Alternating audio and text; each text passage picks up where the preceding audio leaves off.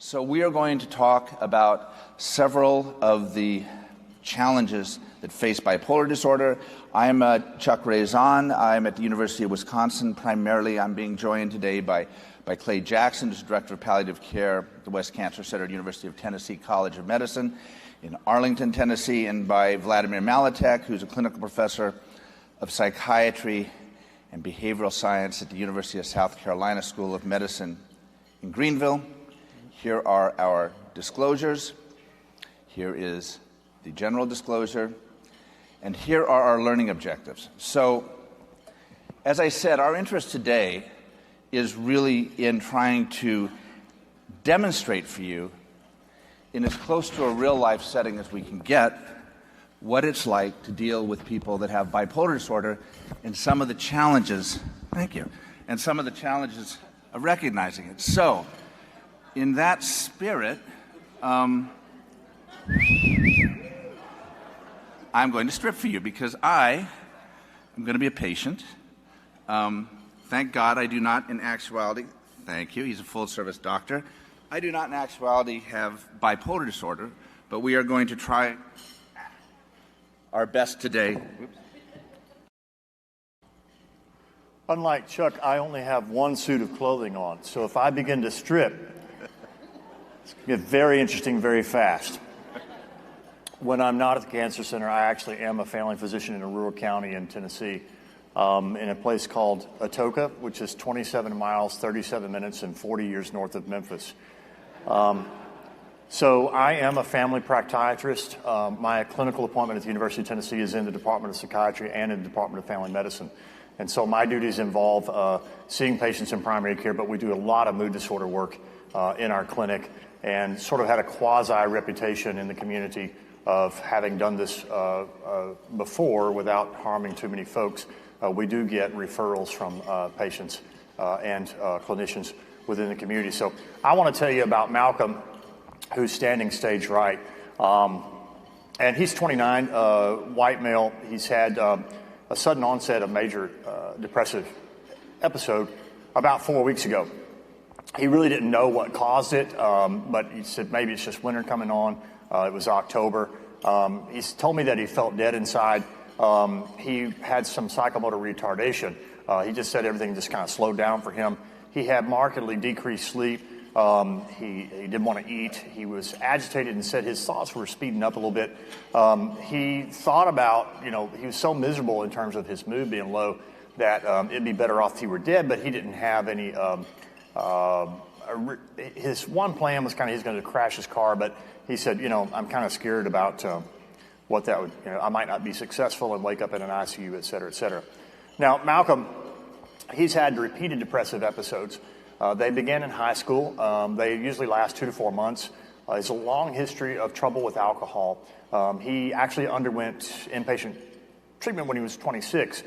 He says he drinks socially since then, which when people tell me they drink socially, that typically means 2 fists instead of 4 fists.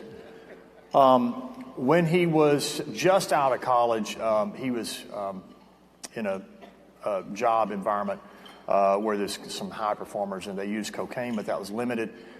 He said, when I used cocaine, it was like my whole world was on just hyper speed. He says, like the Millennium Falcon. I go for days at a time, just hyper warp speed, ludicrous speed like Spaceballs, 1,000,000 miles an hour. He's had some anxiety even when not depressed. He had taken some antidepressants in the past. He mentioned a few, fluoxetine. I think he had taken sertraline, but he said that he really didn't know if they helped or not. He said, I was drinking a lot. I was young. I didn't necessarily take them. Overall, medically healthy. I asked him about his family because I'm a family doctor, and he said, you should see my house at Thanksgiving. It's amazing. They're all crazy. That's what he says. In his family, lots of cardiovascular disease and diabetes. That's not unusual in my area of the country. We're at the buckle of the Bible Belt, and we keep expanding that belt over and over. So he's a 29-year-old white male. He's got recurrent MDD, alcohol use disorders, in partial remission, potential treatment resistance, because he has had 2 antidepressants, but we're not sure that they were adequate dose and adequate duration because we don't know if he really adhered to treatment. 4 weeks of this current major depressive episode. He's seeking treatment because he's afraid he's going to lose his job due to his symptoms, and we're supposed to discuss the options with the patient. So I started him on citalopram, 20 milligrams a day, because that was first tier on his insurance, and we didn't have to do a prior auth form. And my nurse told me if she gets one more prior auth form this week, I'm going to need a prior auth form. I said it'd be a really good idea while you're on this AD if you went to AA. And so he said, okay. So that was 6 initials in one sentence. And then he comes back for his 2-week follow-up, and that's what you're going to see now as I see Malcolm. One more. So 12 days after the last visit, I got a call from his wife, and she said, you got to do something with Malcolm, or I'm coming up there. I've never seen him like this. He hasn't slept in days. He's shouting and crying. And he's either going to kill himself or he's going to rule the world. And so I told my nurse, who was not working on the PA, let's get Malcolm in. So here we are. Hey. Oh, man, I'm glad to see you. Oh, God, you're new. Who is that new receptor? Oh, she is good looking, man.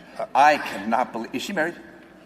I just, Malcolm, I don't think her marriage status is important for your visit. So I'm glad to see you, man. How are you doing? I'm doing good. I'm doing good. Excellent. Man, I've been really doing pretty well. I tell you, I was feeling really down, but I feel a lot better now. I feel so much better. I really can't believe it. I've realized so many things are wrong with my life that I just really,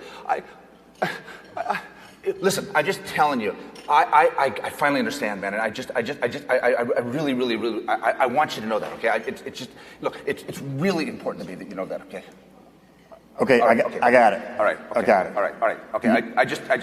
Because I really, it's just, things have opened up to me in ways I never understood before. I cannot believe the way the world is interconnected with each other. It's just like, oh my God, I've been drinking, and I was like, wow, this slows me down a little bit, and that kind of helped me.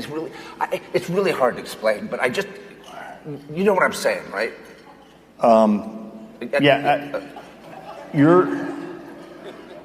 Susie called and she was pretty worried about you.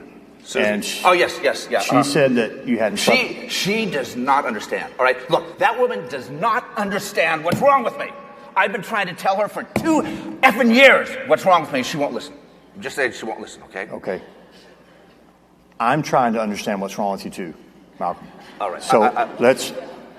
Okay, I'm sorry, man. I got you. We know each other. I'm here for you. I know. I love you, man. I love you too, Malcolm. I'm really, really concerned that your clothes are everywhere in my office, Malcolm. That's what's really bothering me right now, if you really want to know. My God, Malcolm. My countertransference right now is so high.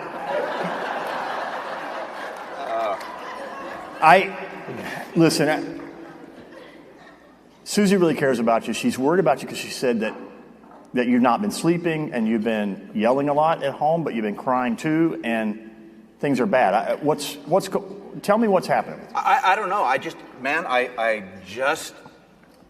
I've never felt, well, I did feel like this once before, but I was always doing cocaine. The amazing thing is I have not been doing cocaine this time. This is just like this But you're on the citalopram, and you've been taking that. I was taking it, yeah. Did this start when you started taking that? No, I'd taken it for about 5 days before this started. Okay. How long has it been since you slept?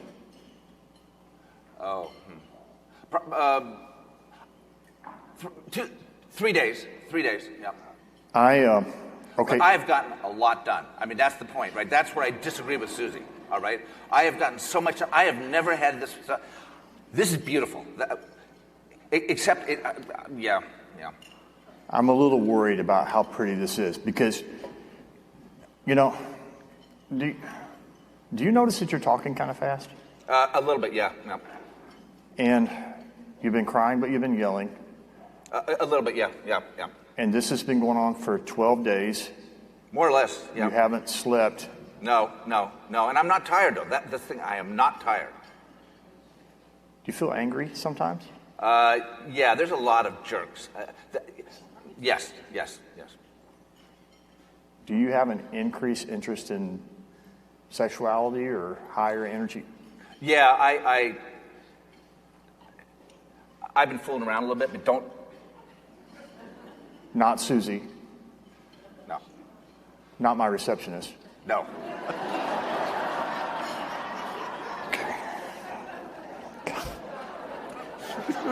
Okay. Malcolm, listen, I really care about you, and all right. It's cool. I care about you. I'm worried about you. I'm concerned.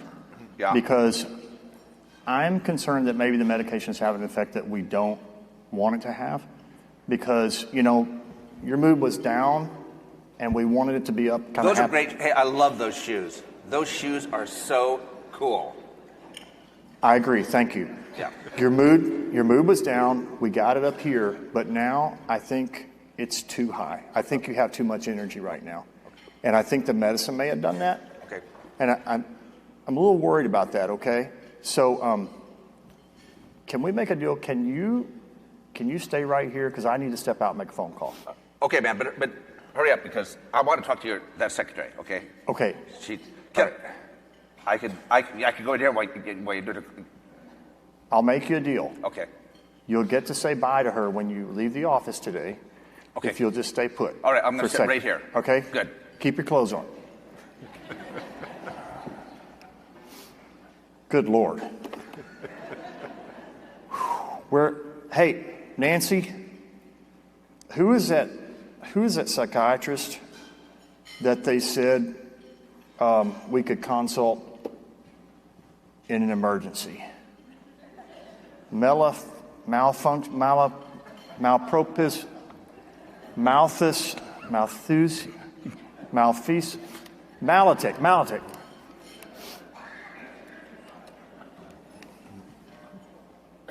Yes, this is Dr. Malatic's office?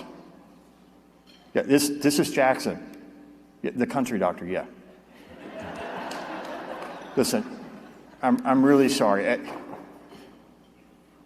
I know. Yes, I'll hold. Hey, I really need to talk to him. Dr. Malatic. Yes, Dr. Jackson. Hey, this is Clay Jackson. The guy from Atoka. I recognize your voice. Yeah, we've talked a couple of times. I think I may have really messed up. What happened? I got a guy here. He's 29 years old. He's got a major depressive episode, and I put him on an antidepressant. But he's here today, and he seems like really agitated. Like I think he might be psychotic. Actually, he touched my knee. He tried to kiss my receptionist. He hasn't slept in like 7 days, and his wife says he's yelling and crying at the house. And you know, he'd done this before, but he'd only been taking cocaine then. That's been years ago, and now he's like. He's honestly kind of scared me. Yeah, it sounds that there may be something more going on than just depression. Here I have a couple of thoughts. Number one, is there a safe way to get him to the hospital?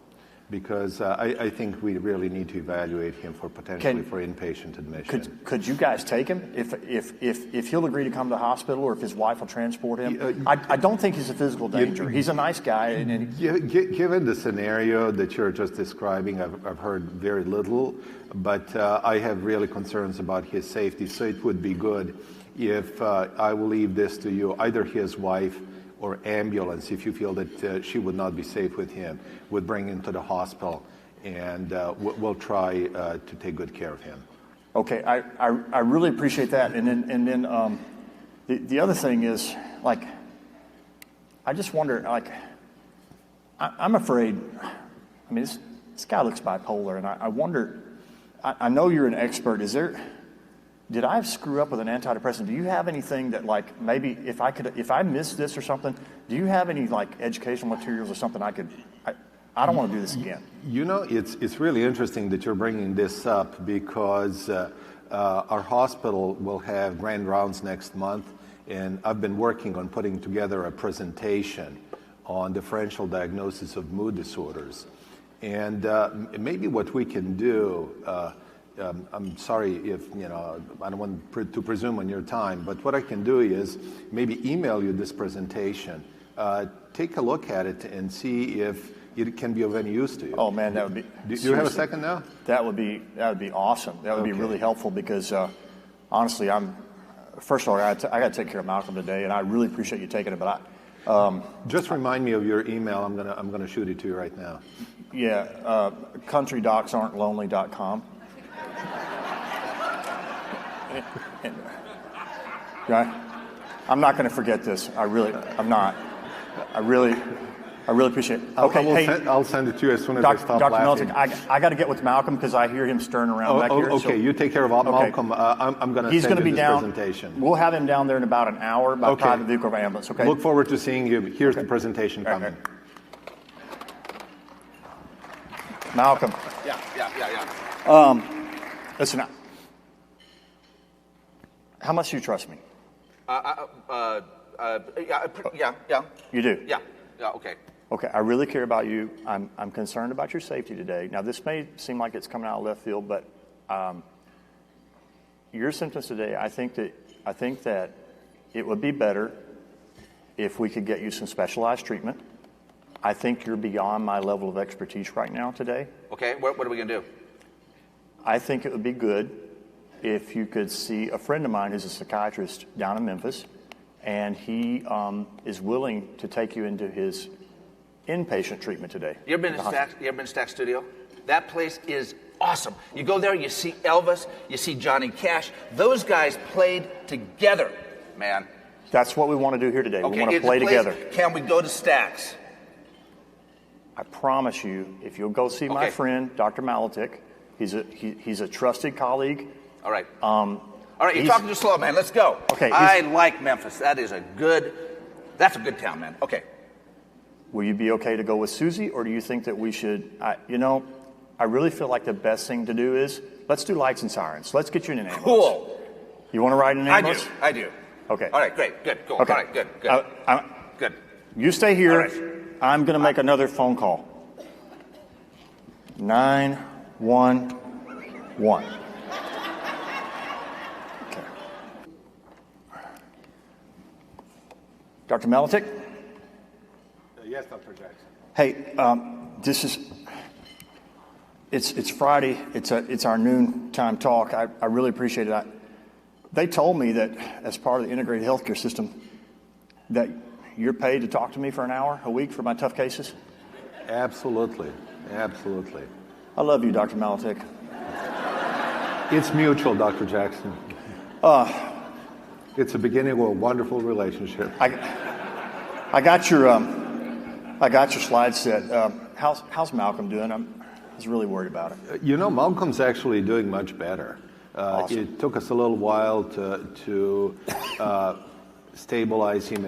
In beginning, he was really opposed to any kind of new medications. He trusted you so much that he was reluctant to accept treatment, but now he's doing better. He has really calmed down, and we can now reason with him.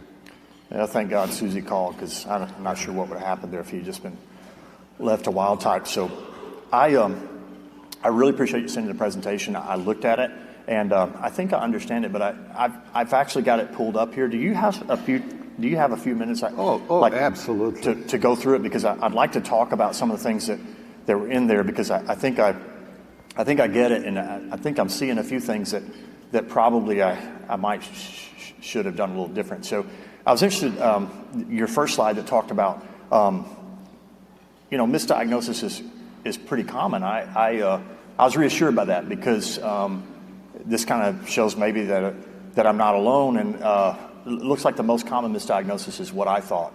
I didn't know to call this unipolar depression. I just always called it depression, and I thought all depression was the same, but it looks like from my experience in your talk, that's not true. No, not at all, Clay, and frankly, we have missed it so many times. Don't feel bad about not getting the right diagnosis, because bipolar patients most of the time do present in depressive state, and it's a very easy mistake to make.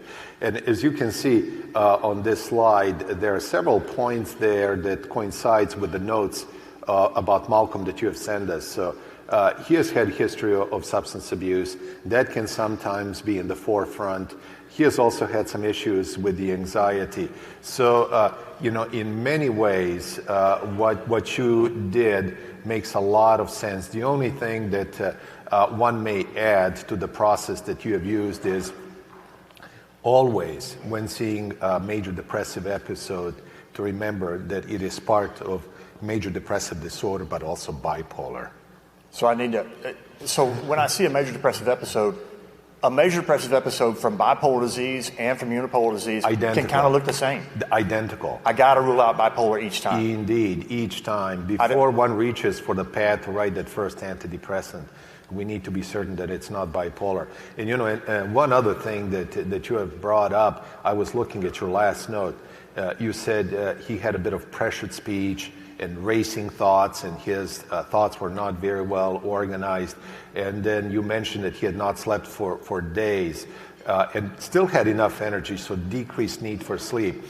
One thing that would be good to focus on, patients who are depressed, who have more symptoms of elevated mood, in the long run have much higher risk of conversion to bipolar diagnosis. Gotcha. So, sometimes in the beginning, the disease doesn't fully declare itself.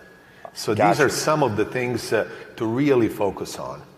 So some of those subtle clues that, he did. He told me that he had his thoughts were going fast, but I just didn't appreciate that. And that's shown from the study that you've got here on your slide. Well, and then, he's 29 now, but he's had a number of depressive episodes, and he had some before age 25. This study looks like that the younger the symptoms have in terms of onset, in terms of the MDE, that they're more likely to be bipolar than unipolar. Absolutely. So if their first depressive episode is in their teenage years, the odds that it will eventually be associated with bipolar disorder are 2-to-1.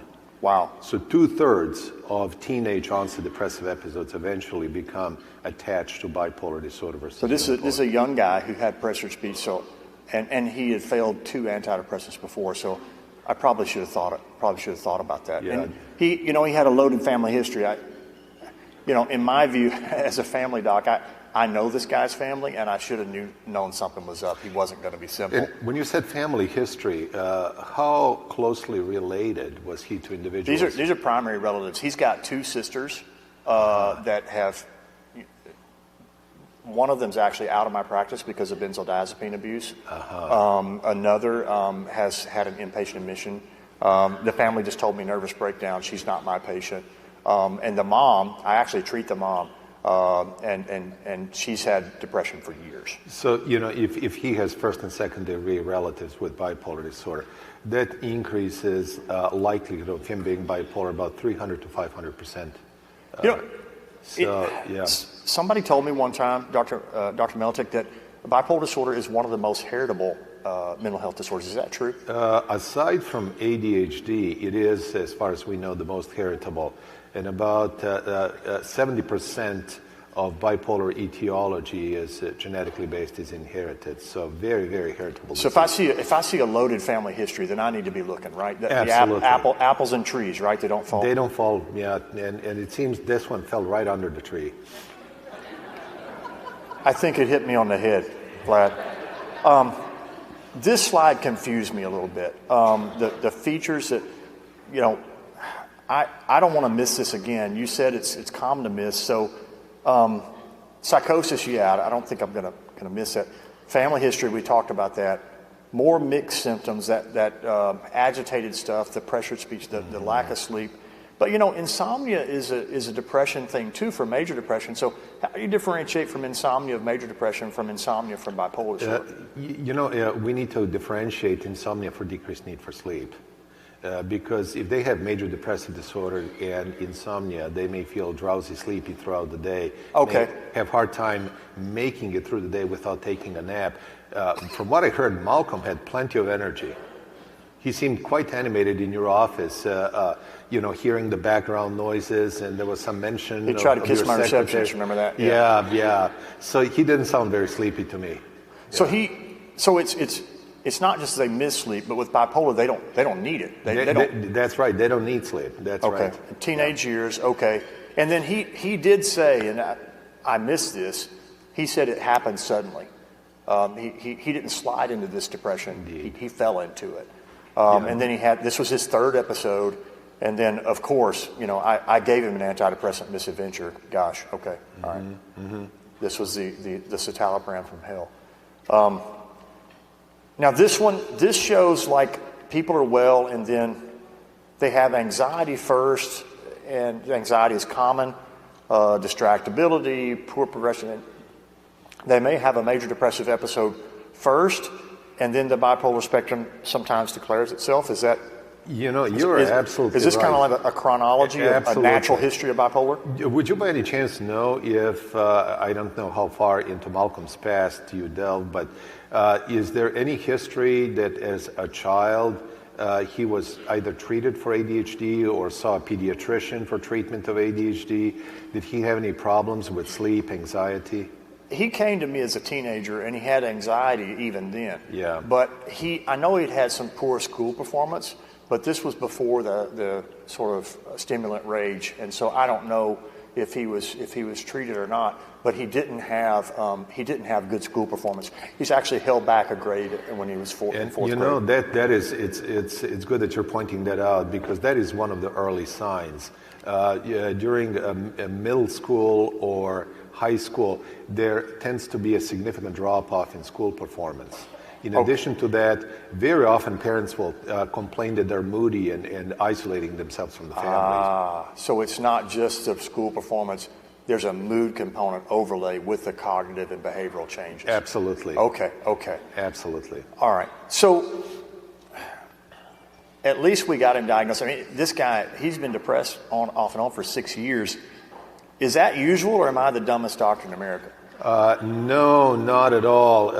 In terms of how much time transpires between the onset of symptoms and diagnosis, one of the older studies suggested that about a third of bipolar patients go on for over 10 years without the correct diagnosis. Wow. This more recent study, I think I know which slide you're looking at, is even more shocking. It appears that delay until proper diagnosis is not uncommonly 2 decades. 2 decades. And that is associated not only with more pronounced symptomatology, greater morbidity, but a lot of suffering, quality of life. It sounds like Susie's a saying that she's putting up based on what you have shared with me. And I'm not surprised that he is barely hanging on to his job. That all may be a consequence of delayed diagnosis, but again, no, the scenario that you have gone through is not uncommon. That's a typical scenario. I heard a lecture one time of this guy. He came through Memphis. He may have been bipolar himself. His name is Akiskal. He said 3 doctors, 3 antidepressants, a 3-inch chart of 3 wives, or 3 jobs. So I don't know. Maybe he was right. Yeah. I don't know. Well, so we really. I don't know what they're paying you for this call, but it's not enough. I really appreciate you reaching out. Is there? So you guys, you've got him stabilized now. I'd kind of like to learn a little bit more about, about the treatment. I felt a little more comfortable in your deck when we talked about comorbidities, though, because this is stuff that.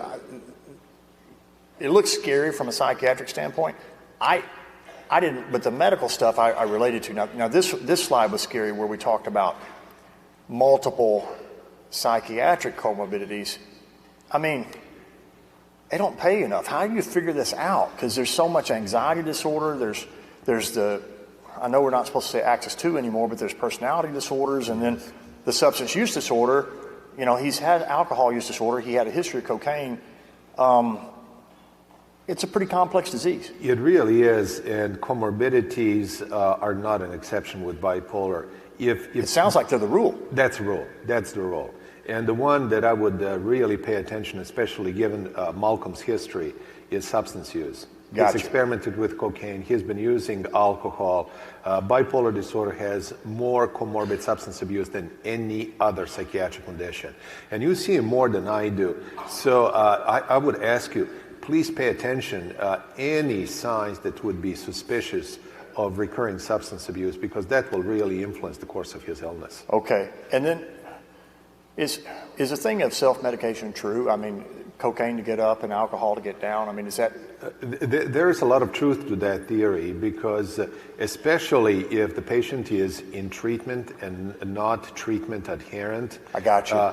And sometimes they will say that their medicines, I'm talking about of the herbal kind that can be smoked, work better than the ones that we prescribe. So yes, it is a common patient's perception. These natural remedies may have advantage. Hand to my heart, Vlad, if I had a 55-gallon drum of CBD oil outside my practice, they'd drink it dry. This one intrigued me because, he's got a family history that's loaded, not only with mental health disorder, but with cardiovascular disorder and diabetes and that kind of stuff. And I was kind of wondering, I mean, honestly, it looks like some of this stuff has to be associated with inflammation, because you got these blue circles are all the psych side, but I see the tan circles all the time. I see the CV stuff. They're all overweight, and diabetes is common. Chronic pain, the back, the failed back syndrome. I see this patient all the time, and it looks like medical comorbidity is pretty common with bipolar disorder. You're absolutely right, and indeed there is a lot of reason to believe that the inflammatory response is dysregulated in bipolar patients. As a matter of fact, very, very good research supporting that. It's not Malcolm's case, and I don't want to take up too much of your time, but when it comes to migraines, one of the recent studies has found that bipolar women have comorbid migraines about 70% of the time. Okay. So definitely one of the more prominent comorbidities. And, I would also seek your help, Clay, because we have a lot of patients in our practice. We're terribly busy, don't have enough time to pay attention to cardiometabolic derangements, but it's rare to find a bipolar patient where there are no cardiometabolic issues or weight gain. So if you could help us out, we'll send some folks your way. Man, if they want to, I'd open up an afternoon clinic and see your guys if we need to do that. Yeah. I've got a great nurse practitioner who's also good at metabolic syndrome. Yeah. I know some of the agents that you guys use can cause some problems. Indeed. You've helped me with Malcolm. I'll be happy to help you with any of your guys. And some of it is our medicines, but there are also studies looking at bipolar disorder where they have found dysregulation of insulin receptor sensitivity even in treatment-naive bipolar disorder patients. So wow. It seems that the disease itself is a risk and that treatment can be an added layer. I never would have known that from the medical legal billboards on the side of the road. That's amazing. It looks like anxiety drives people back into symptoms, into full-blown episodes. Yes, indeed, it does. So the more anxiety there is, the shorter the period of doing well, of euthymia. So it's something that, as you see Malcolm, again, you'll have more frequent visits. Aside from symptoms of substance use, please note, I appreciate you sending me your notes. If you notice any anxiety symptoms, they can be troubling. So I got to watch out for recurrence of substance abuse, and I got to watch out for anxiety. I'm on the slide now that shows high prevalence of substance abuse, and we talked about Malcolm had some problems with that. I'm going to be watching out for that. But, do you think he seems to me like he's bipolar 1. He's not bipolar 2, right? Based on what transpired in your office when you gave me that first phone call, I would say definitely bipolar 1. Okay. We have seen mania when he was in the hospital with us. Yeah, he scared everybody, to be honest. Yeah. They told me if the postman can diagnose us, it's bipolar 1, right? That's okay. So I'm now qualified to be a postman. I appreciate that. Is it more common that they use substances in bipolar 1 than bipolar 2?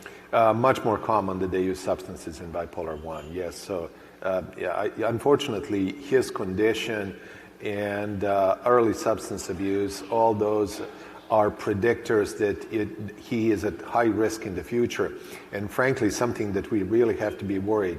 Comorbid substance abuse is one of the strongest indicators of treatment non-adherence. I was actually kind of surprised by this one because of the low incidence of opioid use. Because I mean, we hear so much about the opioid disorder, and I'm on the front lines of that in a rural county in Tennessee. But I did notice these studies were a little older, and so alcohol was the big offender here, and then lots of weed. So it's alcohol and cannabis, and sometimes stimulants when the patients are in depressed mood. But those are the popular ones. Those are 1 and 2.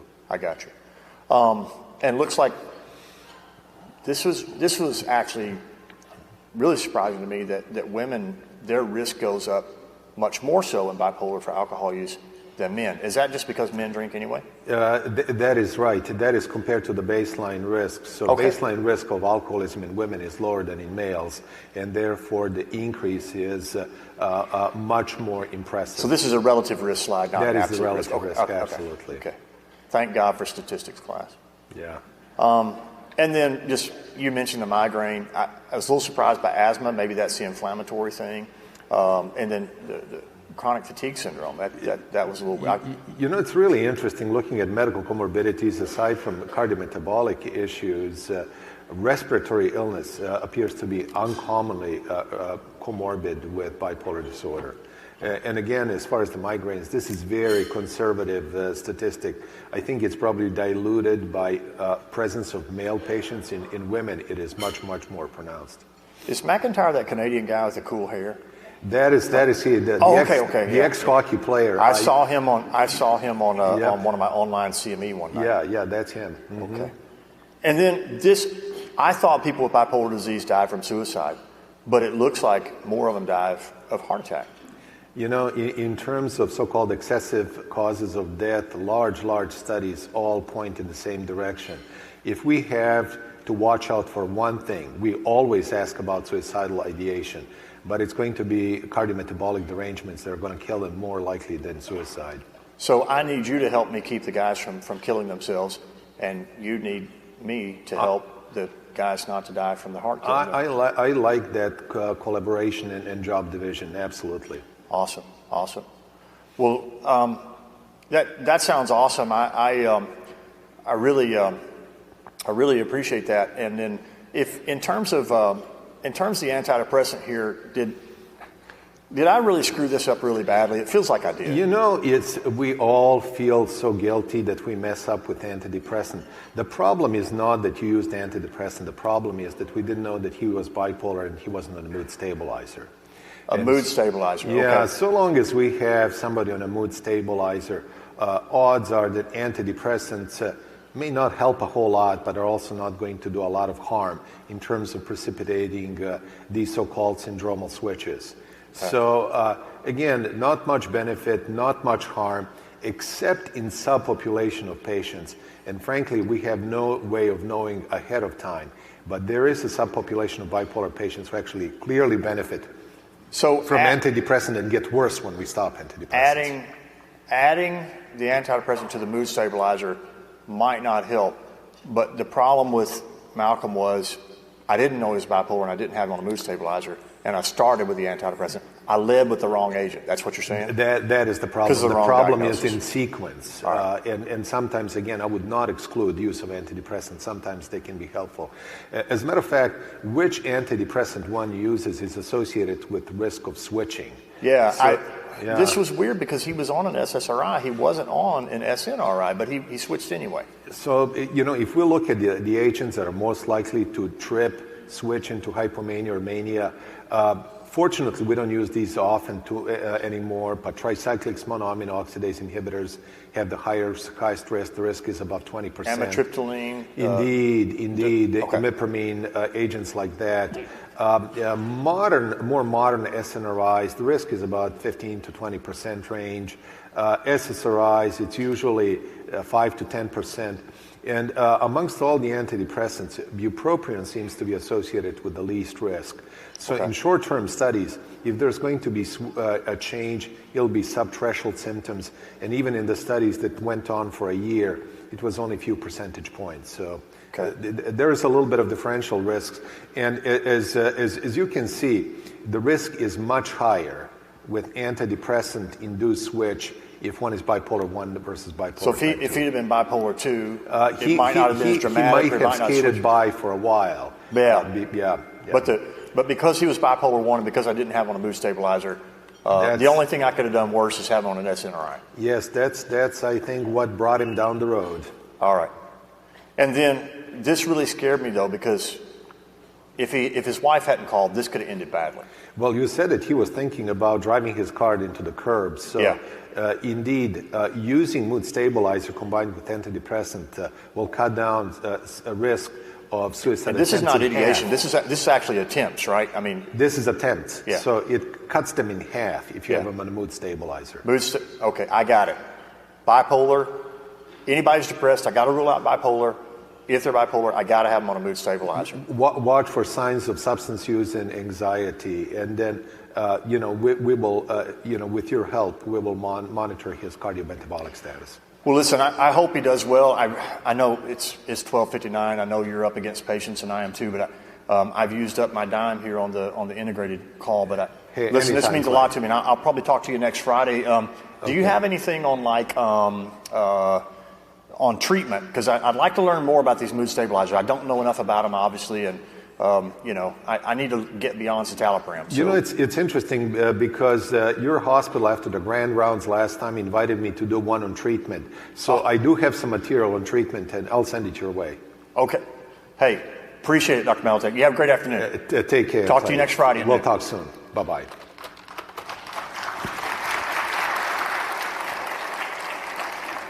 So Malcolm went into the hospital. Vlad took care of him. He was started on an atypical antipsychotic. His manic symptoms improved, but unfortunately his insight stayed poor. 29, and he's 3 country music songs away from the truth. He discontinued his treatment after leaving the mental health hospital. We went through a year and a half of repeated hospitalizations for manic and depressive episodes. He had repeated admissions because now that we had sort of gone through the process, he and Susie knew what to look for. So it wasn't as dramatic in getting him in, and so it was a kinder, gentler admission, but still he had to be admitted. Unfortunately, he had 2 suicide attempts. Fortunately, those were not completed suicide attempts, and so Malcolm comes in for a follow-up visit.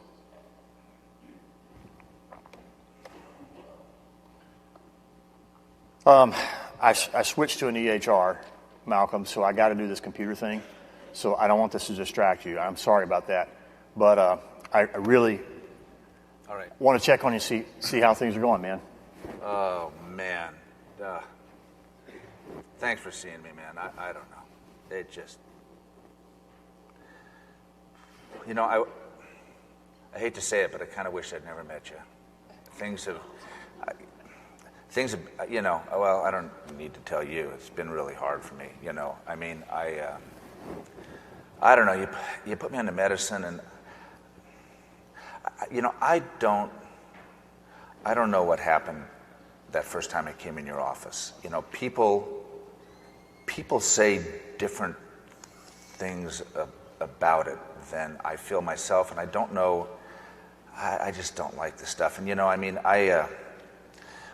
I mean, maybe one thing is a little better. When I first saw you, I was kind of obviously lying about the drinking. I've been trying, but it's I'd kind of built a whole lot of my life in the bars and stuff, and so I had like every couple of weeks I kind of go on a bender, but I've managed to kind of stay out, but I've lost a lot of my friends, and the hardest thing is that a couple of weeks ago Susie finally left me. Man, I'm so... Yeah. I'm really sorry. We're not going to leave you. And I know this has been hell on wheels the last year and a half. I want you to know something. You're going to get better. And I don't know how long it'll take, and I don't know, some medicines have worked for you and some have not. Yeah. But you're going to get better. And, I still stay in touch with Dr. M. and we talk, and Yeah, he's helping me. He's a good guy. And so even though you're not in the hospital, I'm connected to him through our healthcare system, and he's helping me understand how to treat you better. I wanted to ask you, though, you talked about the medicine not working and there's some drinking and stuff. Are you taking the meds? Yeah. What does that mean? Are you taking them every day on time? Last week, did you miss any doses? Let's see. Yeah. I probably missed maybe 3, maybe 4. I don't know. Ooh. Well, and since Susie left, man, I don't know. It's been hard. So that's less than half. Yeah, because she was always after me. Are you going to the therapist? No, remember we couldn't get insurance coverage for it. I'm sorry. Yeah, I know. And I don't have anybody in house. I wish I did. We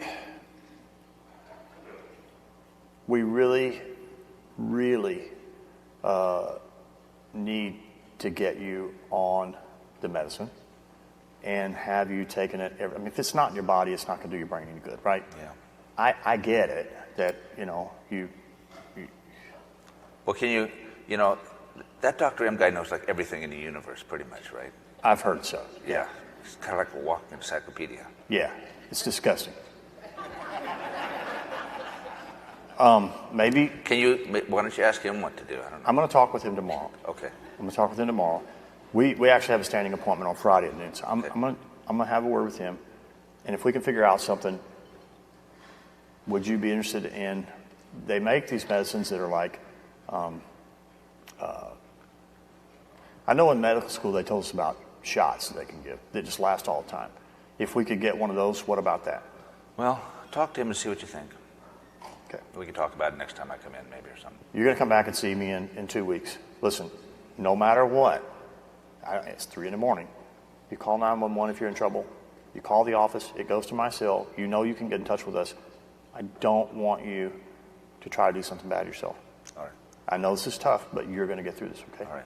Okay. You're going to call me, right? Yeah. Okay. Yeah. I'll call you. It's going to be all right. Thanks, man. Hey, Vlad, it's Clay. Hi, Clay. How are things going, Clay? Well, I saw Malcolm. Actually, saw him yesterday, and I really appreciated your slide deck that you gave me about the treatment.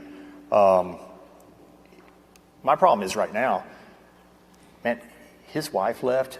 He's lost his job.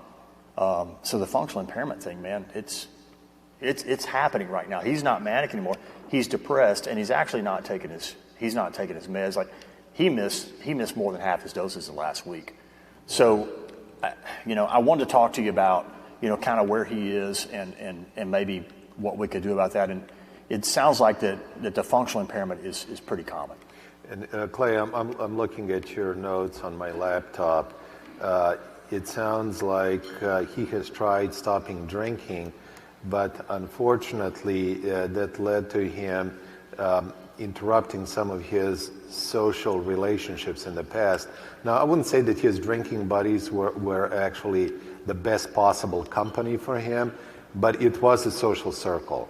And unfortunately, yeah. His people in his life were Budweiser and Schlitz. Yeah, so indeed, bipolar disorder very commonly is associated with problems in marriage, problems in social relationships, and it seems that it's no exception when it comes to Malcolm. But reading your notes, it looks like he is mildly depressed. What are your thoughts? I'd say moderate. We did a Moderately depressed. We did a PHQ-9. His score was 16. Where was he? 16. Okay. Oh, I see it. Yeah.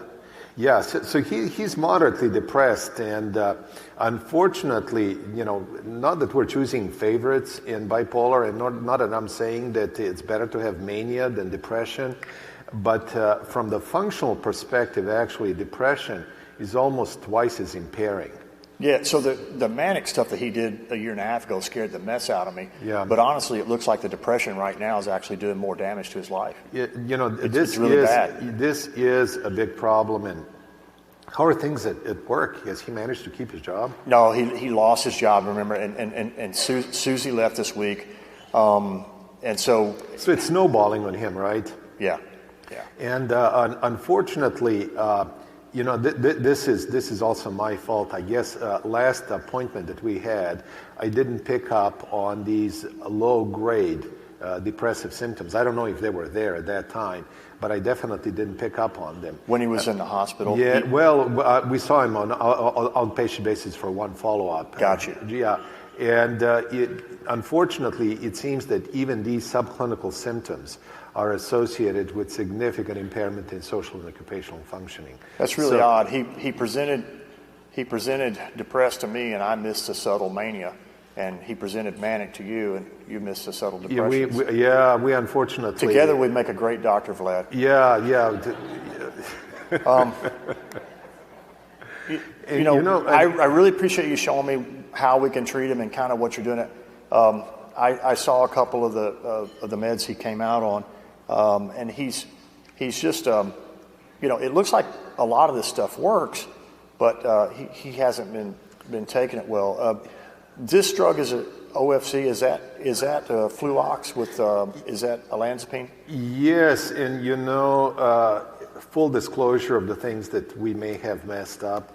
We responded to his mood state, and he was started on a medicine that is approved for treatment of mania. Unfortunately, that medication was not as effective for depressive phase. Okay. So not all second-generation antipsychotics that have efficacy for mania have. But OFC is. OFC it works well for olanzapine depression. fluoxetine combination is effective for both for maintenance and for bipolar depression.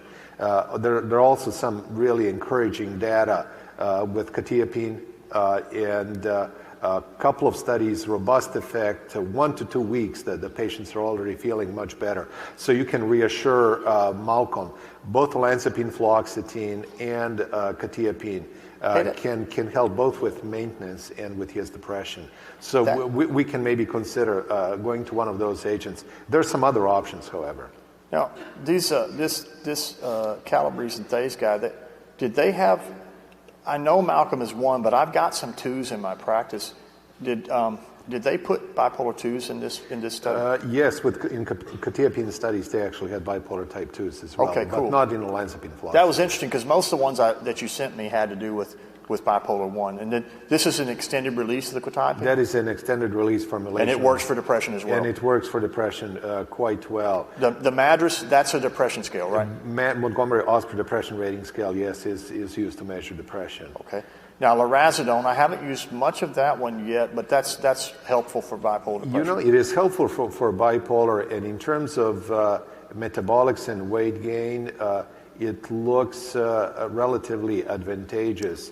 However, they do not have data on mania and on maintenance. The last time I saw Malcolm, he was complaining of increased appetite, so it'll be interesting to see him next time, what that looks like. Caripraz? This is a new one. This agent was just approved for bipolar mania this spring, so this is a brand new medicine. Okay. And it seems to be about as efficacious as other medications in treatment of bipolar disorder. There is some promise that it may also have a relatively favorable cardiometabolic profile. Okay. Unfortunately, this one's branded, and I don't know, what's Malcolm's insurance situation? It's tough right now because he lost his job, but he's in that between point where he's lost his job, so he doesn't have private insurance, but he's not poor enough yet to get qualified for Medicaid, so it's a problem. I think since you're seeing him now, you have some idea of what may be good options for him. Okay. All right. And then, we talked about the increased appetite, and I've heard some of these atypicals can be problematic with respect to metabolic syndrome. You expressed that to me last time we talked, and so a little worried about that as well. And then, in school they talked about antipsychotics and tardive dyskinesia. Is that common? Do you see a lot of EPS, or is it mostly the metabolic stuff to worry about? Or with second-generation agents, especially a couple of medicines that we have mentioned, as you can see, I think you're looking at my slides, you see that they're also associated with significant risk of weight gain and dyslipidemias. When it comes to extrapyramidal symptoms and movement disorders, these second-generation agents are a little bit better tolerated than first-generation agents. So I hate to say it, Clay, but it's a trade-off. A trade-off. Okay, so sometimes weight gain, sometimes EPS. And tardive, please keep an eye on it. Any signs, chewing motions, facial changes. I need to call you on those right away. Follow those, because having a mood disorder, being on antipsychotics, he's a little bit higher risk than patients with schizophrenia. Okay. Well, really, I thanks a lot. I'm going to see him back, and we'll see how things are going. Okay, I'm going to talk to you in 2 weeks. Thank you for the update. Have a good vacation. I'll see you when you get back. Thank you, Clay. We'll talk later. Bye-bye. So Malcolm agreed to go to monotherapy with an atypical antipsychotic. The depression got better. We were able to have some improvement there. But unfortunately, he gained a lot of weight, and he began to have impaired glucose tolerance. He stopped the antipsychotic on his own, and unfortunately, he just rebounded right back into mania. Had to go back and see Vlad for that. He stabilized on an oral atypical. Unfortunately, he drifted down into Social Security and Medicare, so he was able to qualify for med coverage and for therapy. So we're able to actually unlock the psychosocial, spiritual side of things rather than just the pharmacologic, biologic side of things through his drifting downward. So unfortunately, he was in that middle group of people, the sort of working versus underworking poor who really lack benefits. But now he has benefits because his life sucks. He's seeing a therapist for AUD, and he's got that history of non-adherence. So, I saw your BMI. Yeah. And now I see it's not the skill. I feel like I got a tire.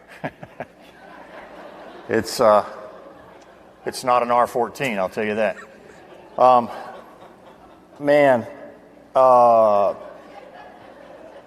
I see why you stopped the medicine. Yeah. I want to say this in the right way. If our medicine does something bad to you, that's bad, and I'm sorry.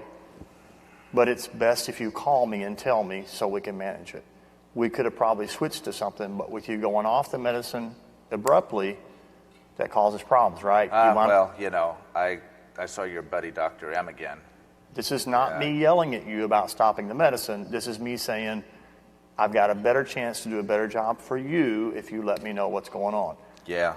I'm really better in real time than I am, I have no time machine. So it's hard for me to go back and make things better. Yeah, so I understand. But, okay, so you saw him? I saw him, yeah. Well, so, it's a strange thing. I pretty much lost everything in my life that I once had and valued. But I don't know. I've been seeing this therapist for a month, and he's a good guy, and he'd been through, he'd been through some stuff with drugs and alcohol, and so I think I actually have started going to AA. Okay. Not every day. I had a relapse, not last weekend, the weekend before, but I don't know. It's hard. I have a hard time. You're 15, 16 days in now. Yep. Sober. Yep, and You're going to meetings. Yeah, I'll keep trying. I don't know. I don't know how to tell it to you. It looks different to me than it does to you. I keep going in and out of the hospital, and I've had this problem, and I hear you guys saying stuff to me, and I try to see it that way. It's difficult for me. I just but one thing the therapist has done is he's, I don't know. What can we do? There must be something that can make things better than they are. All right, look, remember we talked about the shots last time? Yeah. I'm going to talk with Dr. M about that. But the thing, look, I wish everything had gone swimmingly for you. I wish we'd got it right from the beginning. Yeah. I wish that we had a magic bullet medicine that doesn't increase your appetite. I wish you took your medicine on time every day. You wish our medicines were better. I wish your life was better. I wish that you never relapsed from alcohol. But I'm sorry that you've lost your job. I'm sorry you lost Susie, but I'm glad you got the therapist. this is a serious situation. I mean, the scary thing is we almost lost your life multiple times. But I want to say something seriously. Like, one of the things I respect about you, because you screw up a lot, okay? I don't know if you noticed that. You have. Yeah. But you keep coming back. And Yeah. you keep wanting to get better. And you know what I've learned, Malcolm, through the years? If patients want to get better, I'm not dumb enough to keep them sick. But if they don't want to get better, I'm not smart enough to get them well. Yeah.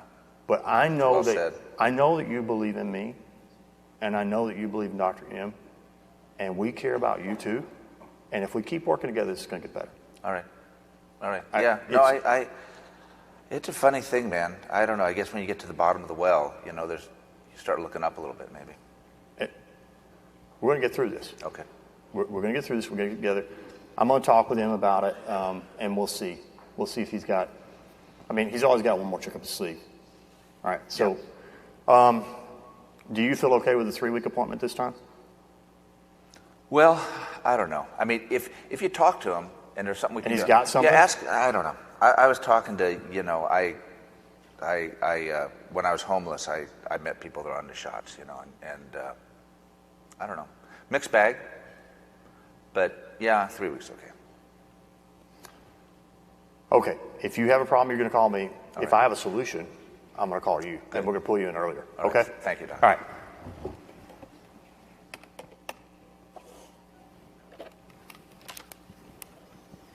Vlad. Hi, Clay. It's Clay again. Hey, so I saw Malcolm. He's gained 25 pounds. And so we need to do something. He wasn't taking his medicine. And it looks like from that stuff you put on my jump drive, it looks like that's pretty common. Yeah. With unfortunately BD. so. And patients stop it when bad stuff happens, like the adverse effects, and then if it's too complicated, they stop it. If they don't believe in the medicine, they have poor insight. Honestly, Vlad, I don't think it's the insight now. This guy wants to get better, and he understands it. He's seeing a therapist. He's been doing that for about a month. He's cut down on the alcohol. He had one relapse maybe 3 weeks ago, but he's like, I feel like I've got a better chance than I've had in 5 years to really get him better if we could find something that he would take every day or whatever.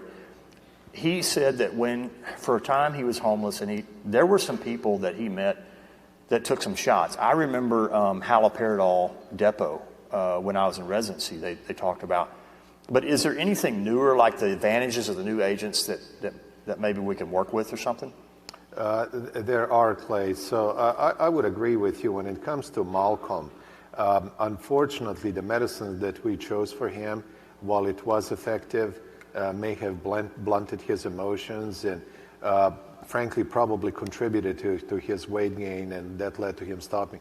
The other thing is that both of us need to keep on hammering about substance abuse, because when he was last in my office, we had that discussion, and I was pointing out that if he uses alcohol and he still, falls off the wagon from time to time, that it's going to keep on destabilizing his mood. And he says, but when I drink, I feel better. And I said, yes, but how do you feel the next day? Worse. So here's what he said. He said, so the problem is not that I'm drinking, the problem is that I'm stopping. So he was, So I think he was taking it a little bit too lightly. Susie had a different perspective, I can tell you that. Yeah, we need to help him with those, but indeed, there are some medicines that are available in injectable form, and as a matter of fact, there are 2 of them that are FDA approved for maintenance treatment of bipolar disorder. One is aripiprazole, monthly long-acting injectable, and the other is Risperdal. One is given every 4 weeks, the other one every 2 weeks. Dosage ranges are different. With aripiprazole, we start at a high dose, 400 milligrams, and continue with oral agents for 14 days. Okay. With the other ones, we are going to start 25 milligram dose and oral agent needs to be continued for 3 weeks. So these are a couple of options that we can consider. One thing that we know, there is a great disadvantage in terms of long-term treatment adherence. Patients tend to stay on these agents, come back for repeated administration. So he'll come back to the office. It's just a daily thing. You know, he's just disorganized right now. If I could have him at 2 weeks or 4 weeks, he would do it. He honestly now he never misses an appointment. Well, and so I feel like is this something I can give in my office? Well, Clay, I think that you have a great relationship with him, and that goes a long ways. Again, I would continue talking about treatment adherence, but also look into substance use. Now, we will look into it, but there's some evidence that some of these agents may also help with craving for substance abuse.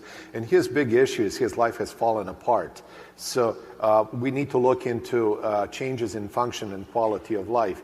One thing that we have to be very careful, while long-acting injectable aripiprazole seems to be really helpful with preventing mania and mixed states, when it comes to depression, it does not have as pronounced effects. This really is really concerned. Can we go back? Because that concerned me. I saw that, and frankly, it kind of shocked me because right now he's worried about the depression. Yeah. You and I are worried about his maintenance therapy because we're worried about his adherence. Right. But if we put him on this pop-up stuff, yes. The problem is, the depression's driving it right now. Could we actually put in could we cover him with the shot for the mania and the maintenance, right, and then put in something else for the depression, maybe an antidepressant again, God forbid, or one of those anticonvulsant mood stabilizers, something like that. Does that make sense? You understand what I'm saying? I'm worried about the depression. If this stuff that makes sense, Clay. And indeed, there are, as I remember early on we talked about antidepressants, and there is a subgroup of bipolar patients who will benefit from antidepressant. But I would also not rule out one of the more proven mood stabilizing agents, because they may bring some additional protection when it comes to recurring depressive episodes. On the good side, when it comes to change in weight, I know that was concern in the past. Yep. With one of these long-acting injectables, folks who gain weight are the folks who are on the skinnier side to start with, so who have normal weight. Since he's a little overweight, he's unlikely to gain weight, is what you're saying. As a matter of fact, patients on placebo were gaining more than on injectable if they had that slightly overweight or obese status.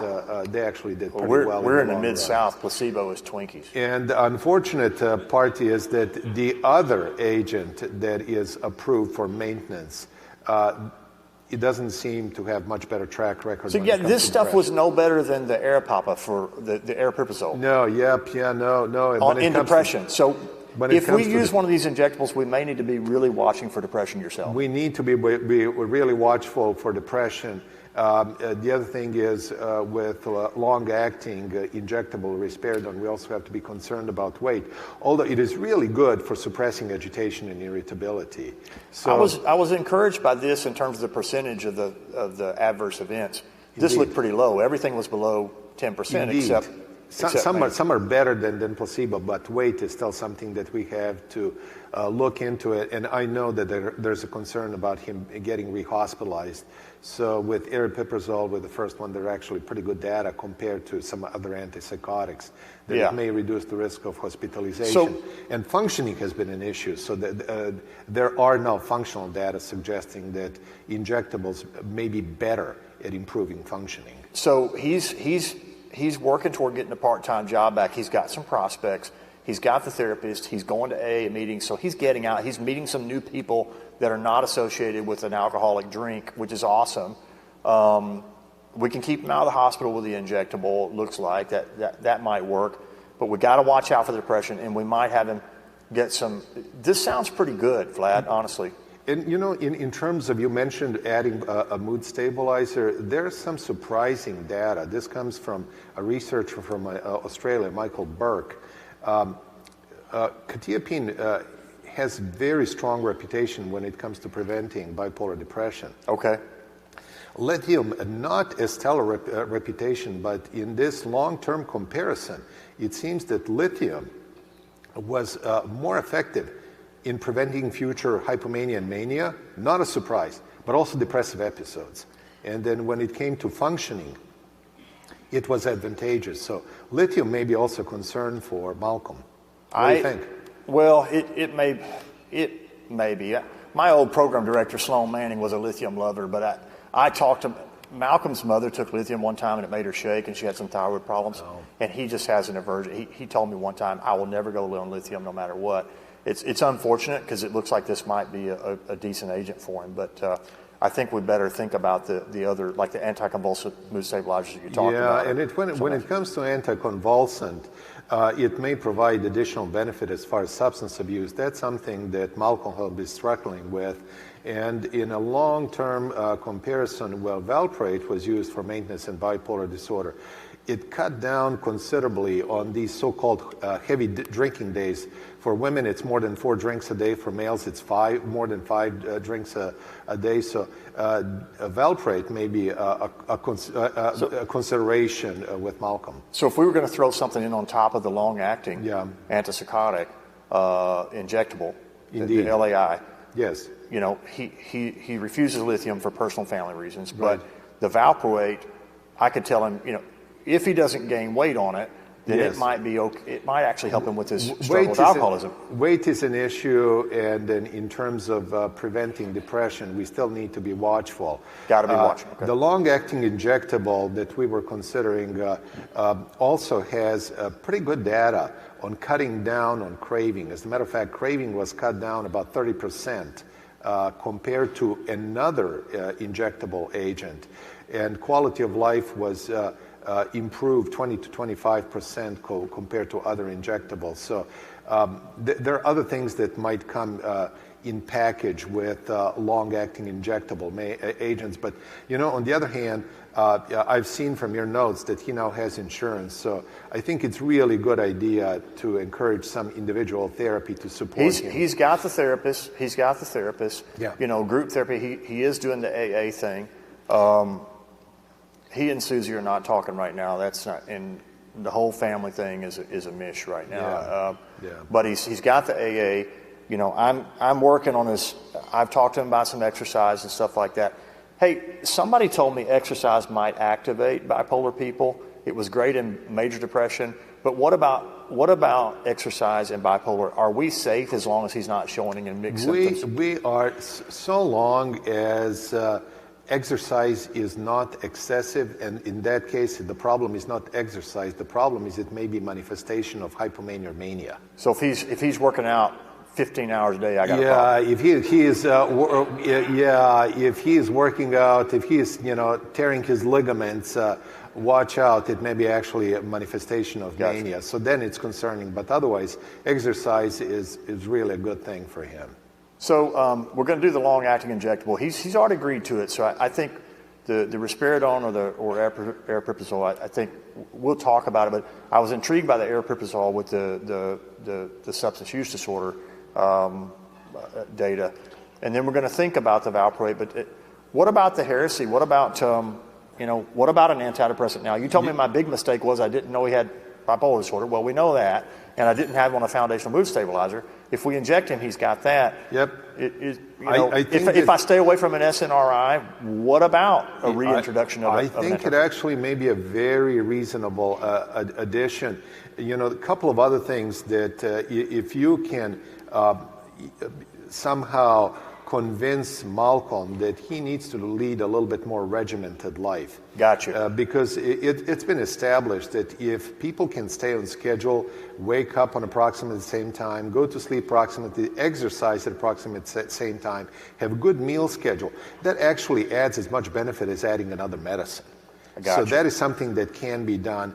The other thing is just continuously remind him, stay on medicine, especially if he's now an oral agent. We're complicating his regimen.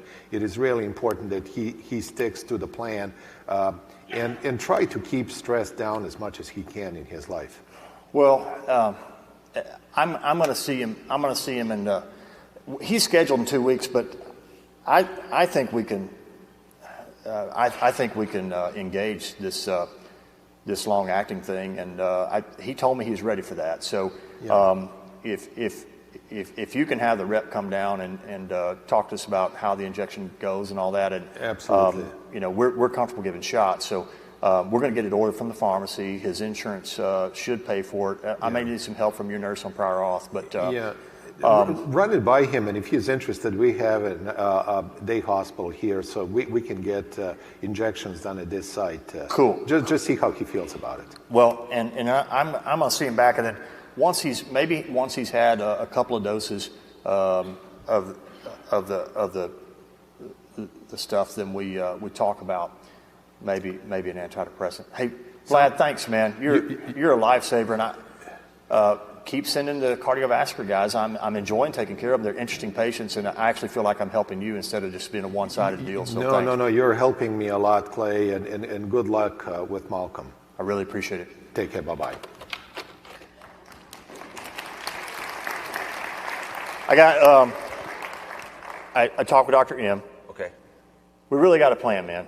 And this has been a cock-up with you for a long time. But a couple of things have changed. We know your diagnosis now. We've nailed it. Okay. Would have been great if we would have known from the very beginning. If you'd have come in with an ICD code on your head, a barcode we could scan. But Star Trek's not here. We just do medicine, right? That's why they call it practice. Right. But I've developed a great relationship with him. You know the people at the state at the referral hospital. You've got a therapist now. You're way, way more savvy with your illness now than you were before. You're in AA. You're working on. Yeah, I'm 25 days. So. I mean, hey. Yeah, I mean. We're going to go to a new unit. You're going to be months now, in just a few more days. And I know more about you. You know more about me.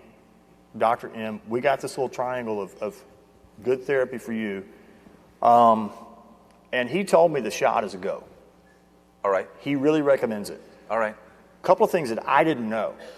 The shot actually may reduce, the one we're going to choose may reduce your cravings for alcohol and other substances. Well, that would be very helpful. It's not instant willpower, okay? But it may help. Okay. So if we can tip you towards success, that's awesome. Okay. One of the things I'm concerned about is that the shot doesn't cover the depression side as well as it does the top end of the disease, the mania stuff, okay? You know, those episodes, whatever they are, they're short and sweet, man. The depression just kicks my butt. We're going to work on it. So week after week. Remember, this whole circus started when I gave you an antidepressant without the injectable. Yeah, I'm a little scared. I'm a little scared about that. Let me get the injectable in. All right, okay. Then we're going to look at the depression, okay? All right. The injectable is not shown to do as much weight gain as some of the other stuff you've been on. So Good. we're going to get the tire from an R21 down to an R14 and then off. Good. And it's okay for you to exercise. You asked me about that. That's fine. I just don't want you going berserk on me. All right. Like if you find you're at the gym at 3 a.m., you need to call. Okay. That's the problem, all right? So just no more than 45 minutes a day. Okay. But we'll do that. And so I'm going to get you set up with a shot in about it's going to take me about 3 or 4 days to get it. And then you're going to get the shot. You're going to see me about 2 weeks after that. We'll see how things are going. All right? Good. All right. Hey. Thank you, Doc. I appreciate it. It's going to be okay, man. We're going to get there. Long journey, but we're going to get there, okay? Okay. All right. So that's Malcolm. And that's how he did. Bipolar disease is frequently misdiagnosed. The only way to not misdiagnose bipolar disorder is don't treat mental health patients. I used to think that was a joke, but it's true. And after doing scores of national lectures, international lectures on bipolar disorder, I still miss it. I screen patients frequently. I ask them the questions. I look for it, and I still miss it. There's a Malcolm in all of our past, if we're honest, but there doesn't have to be a Malcolm in your future. You can do better care, but remember that you're human. There's no scale or screener on earth that takes the place of a good clinical evaluation by an experienced practitioner. Now, If they're depression, remember depression is not depression. It's either unipolar or it's bipolar, so look. Bipolar disorder is frequently associated with lots of psychiatric comorbidities. Yes, it's a confusing chameleon. It looks like ADD, ADHD when they're impulsive and they're hyperactive. It looks like depression when they're in depression stage. It can look like schizophrenia when they're psychotic. It can look like anxiety or GAD when they're anxious. So you have to be aware that sort of like lupus is the great imitator in medicine, in psychiatric medicine, bipolar disorder can be a great imitator. Lots of medical comorbidities. Vlad told us it's not just the meds that are a problem. The disease itself tends to be pro-inflammatory and set people up for the metabolic syndrome et al.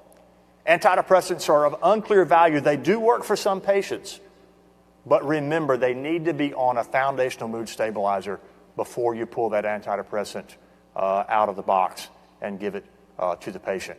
It can increase the risk of mania. The TCAs and the SNRIs tend to be worse than the SSRIs. Bupropion seems to have the best data, so it's kind of the softer, gentler one if you're going to use it. So I would advise sticking to SSRIs and bupropion, and I would advise sticking to bipolar 2 patients. If you're going to get in bipolar 1 or use SNRIs, extreme caution because the data for benefit are just not that strong. Depressive and manic episodes really are bad. Mania gets all the press, and that's what we pay attention to, but depression drives the lion's share of the symptomatology and the functional impairment in patients and the risk of relapse. Bipolar depression is best treated with one of several atypical antipsychotics, and the long-acting ones can be helpful in terms of if you have an adherence issue, as we did with Malcolm. And then we talked about some intriguing data around substance use disorder and how certain of the agents, such as valproate or LAI formulations of atypical antipsychotics, may reduce cravings in SUD and AUD patients. It's not just pharmacology, because people aren't just receptors. Multiple therapeutic psychoed pharmacologic strategies can enhance adherence and therapy to improve long-term outcomes in patients with BD. Patients don't believe in clinicians because of medicine. They believe in medicine because of clinicians. You are more than a pharmacologic dispenser. You are a therapeutic agent in your own right. Malcolm's going to stick to this therapy because of Vlad and because of me. He's going to get better because of chemistry, but he's also going to get better because of humanity, and you can do that. We're going to thank you for your kind attention, and we'll get to the post questions.